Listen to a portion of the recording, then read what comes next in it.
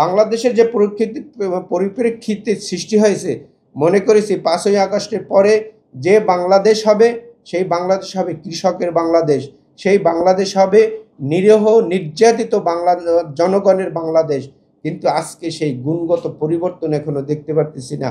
আজকে বিএনপির নেতৃত্বে যারা আমরা যুগপৎ আন্দোলন করেছি তখন একটি বাক্য ছিল শেখ হাসিনা মুক্ত বাংলাদেশ, আওয়ামী লীগ মুক্ত বাংলাদেশ। এক্সট্রিম মশার কয়েল প্ল্যান্ট ফাইবার দিয়ে তৈরি, ডেঙ্গু চিকুনগুনিয়া বাহি সহ যে কোনো মশার বিরুদ্ধে দেয় এক্সট্রিম সুরক্ষা। বাকশালীর মুক্ত বাংলাদেশ কিন্তু দেখতে পারতেছি না।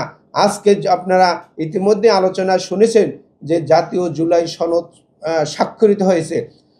মানুষের তরুণ প্রজন্ম এবং ছাত্র, শ্রমজীবী, কৃষিজীবী এদের মাধ্যমে যে 5ই আগস্টের আগে যে আন্দোলন হয়েছে, সেই আন্দোলন ছিল যে আপনারা দেখেছেন সেই তরুণ কিভাবে বুক উঁচিয়ে বুক চেতিয়ে পুলিশের সামনে নিরস্ত্র অস্ত্রের সামনে সেইভাবে বুক পেতে দেয়, নির্ভয়ে গুলি করে তারা শহীদ হয়েছে।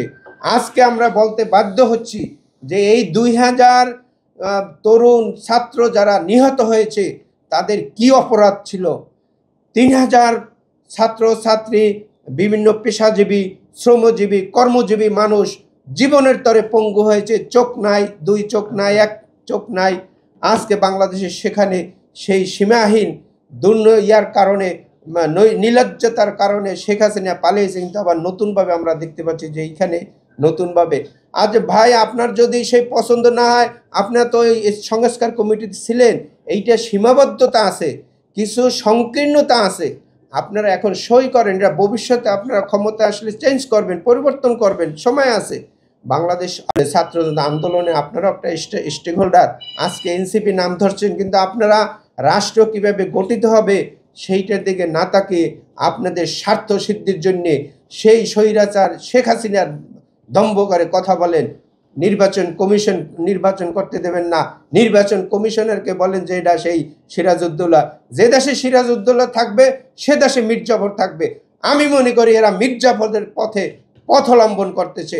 ফিরে আসেন, আপনাদের প্রতিদান, আপনাদের অবদান আমরা স্বীকার করি। ছাত্র জনতার বৈষম্য না হলে আজকে হয়তো শেখ হাসিনা হয়তো জানি না কি হইতো, কিন্তু এই যে প্রতিদান নিয়ে যদি আপনারা আজকে দুর্নীতিতে সব জায়গায় দেখা যায়, ধরলেই সেখানে এনসিপির দুর্নীতি। তো আমি কথা শেষ করতে চাই এইটাই বলে, আমি সাংবাদিক বন্ধুরা, আপনারা সমাজের দর্পণ, আপনাদের চোখ এবং আপনাদের যে কান এটা খোলা রাখবেন। অনুসন্ধানীমূলক একজন সাংবাদিক যেখানে আমরা যেতে পারি না সেখানে আপনারা যেতে পারেন, সেখানে আপনারা ইতিহাসের রাজসাক্ষী হয়ে থাকতে পারেন। সেই ঘটনা যদি তুলে আনতে পারেন, এই বাংলাদেশ স্বনির্ভর বাংলাদেশ হবে, এই বাংলাদেশ কৃষকের বাংলাদেশ হবে। এই বাংলাদেশে এখন পর্যন্ত কৃষকের জন্য একটা ডাটাবেস হয় না। এই ডাটাবেস করার জন্য আমি এই সরকারের কাছে আহ্বান জানাবো, ভবিষ্যতে আপনাদের সহযোগিতা পাবো। সর্বশেষ যারা এখানে আসছেন, প্রতিষ্ঠা বার্ষিক হিসেবে আমি আমার এই চেয়ারম্যান হিসেবে আমি আপনাদের ধন্যবাদ জানাই, শুভেচ্ছা জানাই।